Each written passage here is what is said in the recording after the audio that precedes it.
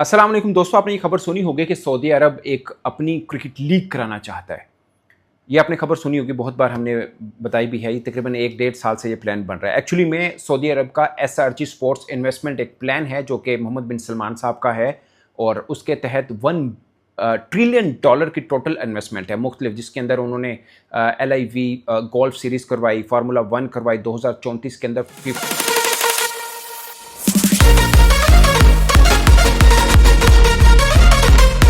अस्सलाम वालेकुम दोस्तों, आपने ये खबर सुनी होगी कि सऊदी अरब एक अपनी क्रिकेट लीग कराना चाहता है।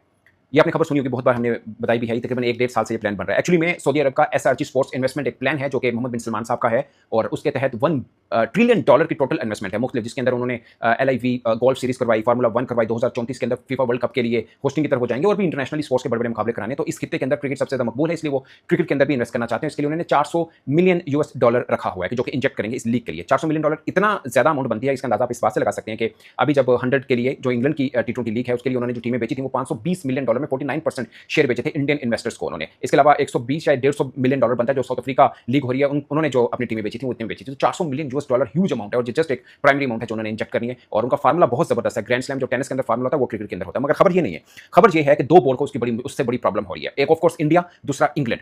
और इंडिया को प्रॉब्लम तो ये होगी कि अभी तक अथॉरिटी इंडिया की चलती है ओवरऑल वर्ल्ड क्रिकेट के अंदर भी, क्योंकि पैसा बहुत ज़्यादा है। एक तो पैसा बहुत ज़्यादा, उनकी टीम भी अच्छी है, लेकिन मेनली जो अथॉरिटी चलती है वो उनके पैसे की वजह से चलती है। तो पैसे का जो रोब है, अगर सऊदी अरब की एंट्री हो जाती है तो वो काफ़ी हद तक मान पड़ सकता है। अगर अभी तक एंट्री सिर्फ और सिर्फ क्रिकेट लीग की सूरत में होना चाहिए और उनका फार्मूला ये है कि 8 टीमें होनी है, 4 डिफरेंट जगहों पर होगी। लाइक मैं एग्जाम्पल के तौर पर कह रहा हूँ, हो सकता है उसके कुछ मैचेस पाकिस्तान में, कुछ हो सकता है इंडिया, कुछ ऑस्ट्रेलिया, इंग्लैंड, 4 डिफरेंट लोकेशन के अंदर वो साल भर रखना चाह रहे हैं। और साल भर का टाइम पीरियड वो होगा जहां जहां वो देखेंगे ना कि साल कि इन टाइम पीरियड के अंदर कहीं पे क्रिकेट नहीं है तो वो लीग अपने लीग का वो टाइम वहां पे रखेंगे। अभी दुनिया भर में T10 और T20 अगर लीग्स को काउंट किया जाए तो 20 बनती हैं। इसमें 100 लीग शामिल है। 100 लीग को करें तो ये 21 लीग बनती हैं। तो अभी जब वर्ल्ड टेस्ट चैंपियनशिप का फाइनल हुआ था ऑस्ट्रेलिया वर्सेस साउथ अफ्रीका का, जो साउथ अफ्रीका जीता था, उस बीच में इंग्लिश क्रिकेट बोर्ड ने, जब जय शाह साहब जो कि ICC के अब सरबराह हैं मगर भारतीय हैं और BCCI को अच्छी तरह से वो भी देखते हैं एक तरह से, उनकी मीटिंग हुई थी। तो इंग्लिश बोर्ड को भी रिजर्वेशंस हैं और इंडिया को तो है ही, क्योंकि उनके मध्य मुकाबले एक टीम आ रही है। वो अलग बात है कि इंडिया ने जब अपनी IPL की ऑक्शन रखी थी तो वो सऊदीया के अंदर रखी थी। उस वक्त भी ये बात आ रही थी क्योंकि सऊदीया ने अपनी अपनी एक लीग करानी है और वो उस लीग की प्रमोशन के लिए अभी से ही वो IPL को ऑक्शन के लिए वहां पे उन्होंने इन्वाइट किया। तो बेसिकली सऊदीया ने ही इन्वाइट किया था, इसलिए इंडिया वहां पे गया। मगर